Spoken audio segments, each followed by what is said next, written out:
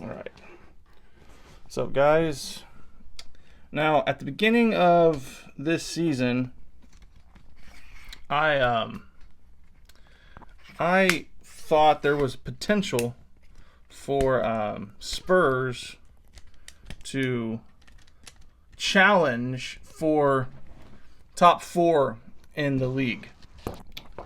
I had no courage of my convictions in that first video that we did. When I gave my prediction for this year, I think I went with basically the same top 4 from last year, except I actually moved Newcastle out of top 4. My reasoning was I thought that having to focus on Champions League and other European football, that Newcastle would fall out of the form that they had last year, and they would probably fall out of the top 4. Deep down, I thought there's a potential that Spurs might make a run at the top 4. But I had no courage behind that, and so I didn't say it. So there's that admission of guilt on my part. I expected them to look pretty good this year. I knew missing out on Kane was going to be a problem, or at least I thought it would be a problem. And it looks as though Newcastle is actually, their recent form looks like they're going to actually challenge for top 4 again. I would expect them to really start dominating in the league. City's hit a little snag here recently where they haven't looked quite the same. I don't expect that to last. I do expect City to probably win the league again. But right now, Spurs sit on top of the league. And it really has to do with, I think, one thing. I think it all has to do with Ange Postecoglou. I think I said his name right. The management of Spurs has been outstanding this year, along with an amazing signing of James Maddison. He has been probably the signing of the year in the Premier League. He's been outstanding for them on the pitch. And so, but I do think it largely has to do with Ange Postecoglou and his football philosophy, and not only that, it just feels as if he's changed the culture at Tottenham Hotspur. And so I'm going to check out a video today by Football Meta. He's been featured on the channel many times, but we're going to look at how Ange is revolutionizing Spurs and how he's got them where they're at. So I hope you enjoy this video. If you do find value in anything that I have to say in this video, consider subscribing to the channel. It would really mean a lot to me to have you along on this journey. Like, comment, and subscribe if you like the video. The last time Spurs beat Liverpool was exactly 6 years ago in October 2017. Since then, the clubs have been on different trajectories. Liverpool have won 6 trophies, including the Premier League and the Champions League, while Spurs have continued to be, well, Spursy. Talented managers have tried to give the team an identity, but always seem to trip when it really mattered, with these managers eventually blaming the mentality of the club as a whole for their shortcomings. They don't want to play under stress. Yeah, it's easy in this way. And Tottenham's story is this. But now in 2023, Spurs finally got the better of Liverpool. And while their 2-1 win was overshadowed by controversy, it's a result that highlights... Yeah, I'll go ahead and admit that. That's my bad, Liverpool. I mean, it's not my bad, but I'll take the points. A complete shift in their mentality. And it's all down to their new head coach, Ange Postecoglou. He's given the team some much needed identity, transforming them from their defensive approach of their previous managers into one of the most offensive teams in the league. But this change isn't just a psychological improvement. He's also given the team a very interesting tactical philosophy. Let's take a look. Welcome back to Football Meta. Spurs' 8th place finish last season, losing Harry Kane to Bayern Munich and appointing a relatively unheard of manager from Celtic, had a lot of fans worried about what their ambitions for the season were going to be. But the reality is turning out to be a lot greater than expected, and Spurs are very quickly turning into one of the most exciting teams in the league. To Fun to understand watch, this man. transformation, we first need to understand the change in system. Last season, Spurs' most used formation was the 3-4-2-1, and were heavily reliant on the combination of the front three to create the majority of their chances. Harry Kane's positioning meant he would often drop deep into the midfield, dragging defenders off their line and freeing up space for the two inside forwards to attack in behind. With this system, Spurs were also heavily reliant on their wing-backs for width, pushing forward and delivering crosses into the box. But this was an element of their game that they struggled to take advantage of, because their defensive mentality often meant that they would get pinned back, struggling to hold on to the ball for the majority of the season, and were much more reliant on counterattacks to create their chances, with the wingbacks finding it hard to maintain a level of consistency and offensive threat. This season, Postecoglou has revolutionized the system from top to bottom. Firstly, the formation has shifted from a 3-4-2-1 to a 4-2-3-1. This gives the team more balance with the double pivot, with Sarr and Bissouma offering more defensive cover, and also giving the team 4 offensive-minded players. But the biggest difference is that the width is now given by the wingers and not by the wingbacks. This means the team is more dynamic and unpredictable on the flanks with better dribblers, and can create a lot more types of chances with the fullbacks underlapping into the half I've noticed spaces. this easily. The role in of the games. fullbacks is key in this system, and we'll cover it in the next part of the video. The introduction of James Maddison has been a complete turning point for their attacking threat.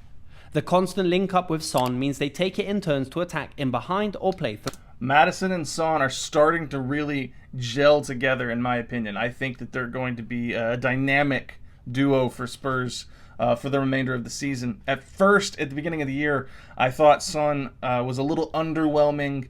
I was a little frustrated with the performance of guys like Son, and definitely frustrated with the performance of Richarlison. But they're starting to shape up into a little bit of a form together, and I think that the chemistry is starting to gel. They're starting to figure out what it looks like to be a team without Harry Kane, finding their own identity. And I've got to admit, they've been fun to watch as they work this out. Through balls, and are a lot more versatile in the final third. And Maddison's passing range means he can create a lot of chances from a deeper position, and has become a key element for their build-up. This tactical shift is reflected in the statistics. By comparing it to last season, they are creating a lot more chances from through balls and cutbacks, and having wingers out wide means they complete more dribbles, yet are still delivering the same amount of crosses into the box, meaning their attacking threat has significantly improved in all areas. Finally, not only are they a much better possession-based team, but Postecoglou has made them a lot more aggressive when out of possession, and their pressing metrics have also greatly improved, with a higher build-up disruption percentage and gegenpressing intensity. With a lot of... You guys know I love that Jin pressing. If you're new to the channel, I'm not an idiot. I just mispronounced gegenpressing horrendously several months ago. Goals already coming from regains in the opposition's half. This change of style has made Spurs so much more entertaining to watch, and are creating chances in a number of different ways. But not only has Postecoglou had an impact in the final third, he's also introduced some principles that help the team look much more confident in possession. This season, their build-up play has been much stronger, and their new signing Vicario is proving to be a much more technical keeper compared to Lloris. But by far the biggest Vicario's innovation in this Spurs team is the role of the fullbacks. In fact, they are hardly even fullbacks when Spurs are in possession, and their first rotation is into a central position behind the midfield line. Thanks to managers like Guardiola, the concept of the inverted fullback is nothing new, but the way Postecoglou uses his fullbacks is much more offensive. In fact, they don't rotate as the double pivot, but they are more offensive and act nearly as inside forwards between midfield and defense. This means Spurs' first build-up structure is extremely narrow, forming a two... Yes, I was hoping he would get into. I don't understand the tactics behind it, but I've noticed that it is extremely narrow. They don't play with a lot of width on the pitch. And so I was interested in seeing if someone would actually break that down and explain it to me. So I'm excited to get into this. 2-2-3-3 shape, with the two centre-backs, the two holding mids, the fullbacks and Maddison, and the front three stretched on the back line. As a result, the team is highly reliant on central progression, and will comfortably rotate the ball and wait for a central gap to open up. We can get a good example of this during their first build-up against Liverpool. Notice the aggressive run forward by Porro to get into position, and how when the centre-backs receive the ball, they don't open up their body shape. They stay focused on either a pass back to the centre-back or a pass into the centre. This means Spurs create this massive overload in the centre and force Liverpool to tighten their shape as much as possible, indirectly freeing up routes into the wingers for a 1v1, or creating a man advantage situation in the centre. Here's another example further up the pitch. As Spurs begin to build in the opposition's half, the fullbacks are in the inside channel, forming this 2-2-3-3 shape. Here's where the difficulty in stopping this comes, because as Liverpool go man for man with the 4 players in the centre, it creates a 3v1 overload against McAllister.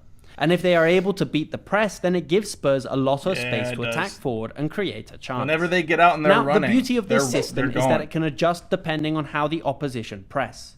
Against Liverpool, who pressed with 3 or 4 players, Spurs kept their double pivot with the 3 attacking players further forward. However, against Arsenal, who pressed with the front 2, they started with a single pivot in Bissouma, and Sarr would move out wide. While the initial structure is with 1 pivot, this would very quickly become a double pivot, with the trick being it's either Maddison or Porro dropping in and making it harder to track their runs. In this clip from their match against Arsenal, it's Maddison and Bissouma in the centre, with the 2 fullbacks between the lines. It means the team still maintains their 2-2-3-3 shape, but depending on the opposition can choose to make it wider or narrower to exploit gaps. In this case, it meant they had an extra option out wide, at the cost of a player in the centre and between the lines. With dynamic players like Son and Maddison in the centre, it means the players have the liberty to rotate their positioning, and Postecoglou has gotten Spurs looking much more cohesive on the pitch. Now, all of this intricate build-up serves the purpose of creating space to attack, and there's a very specific zone Spurs want to create their chances from. Spurs' extremely narrow shape means the opposition is constantly tightening their lines to try and stop this central overload, and so their main area of attack is in these inside channels out wide either side of the opposition's midfield. From here, the rotations means it's usually the fullbacks or Maddison receiving the ball, and can look for through balls into the forwards running in behind, or can move it into the wingers who can then look to dribble the fullback and deliver across. Here's 2 examples of the different types of chances they can create from this area. Their 5th goal against Burnley is the perfect example of why this shape is so difficult to stop. Burnley tighten their lines to stop any central progression, but leave Porro in acres of space in the inside channel. As soon as he receives the ball, Son is instantly ready for the through ball and cuts in behind the back line. Next up, in this clip against Liverpool, as Spurs rotate from flank to flank, Liverpool tighten their shape, and Udogie notices this, steps out the central block, and now has all the space ahead of him to attack forward. In this case, he decides not to play a through ball, but to move it out wide to Richarlison, before underlapping in the half space, giving Richarlison an option to move it forward. By having the fullbacks in this more offensive position, it means Spurs can very quickly create an overload on the back line. As with the front 3 and the 3 players in the centre, any cross or through ball can be attacked by a lot of players, and Spurs can consistently bring 4 or 5 players in the box as targets. Players like Son attack the front post, Kulusevski or Richarlison will attack the back post, the fullbacks can meet around the penalty spot, and Maddison completes late runs on the edge of the box. All these different options make it very difficult to predict what type of chance they are going to create, and is quickly becoming a nightmare for the opposition to stop. This direct approach is why a lot of Spurs' attacks from this season feel like counterattacks, as their ability to create overloads between the lines means they have a lot of players ready to attack forward. Once they get going, once Spurs are out and they're running, it seems like it's off to the races, and it's really exciting to watch. I love the narrow build-up and how it affords you the opportunity to open up space on the attack whenever you get going. And so it's been enjoyable to watch as a new Spurs fan. I know that, everyone in the league and everyone in my comment section is just waiting for the other shoe to drop and for Spurs to do something Spursy. But so far this year, they have not done it. They've benefited from a few questionable calls, I won't lie, but they've also just been playing beautiful football all year. So their positioning right now in the league is well-deserved. They're definitely going to be in contention for top 4 this year. I think they'll probably finish top 4. I don't expect them to finish top of the league. just trying to have realistic expectations.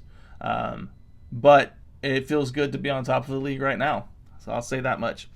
If you liked this video, if you found anything beneficial from the lesson, the tactical lesson, go ahead and go, well, first of all, like, comment, subscribe on my reaction, and then go subscribe to Football Meta. I've linked his channel in the description. He puts out great, excellent football tactical content, and so that's an exciting channel to watch. So I want to shout him out here in this video. But that being said, I'm going to hop out of here. Thank you guys for watching this video, and I'll see you guys in the next one.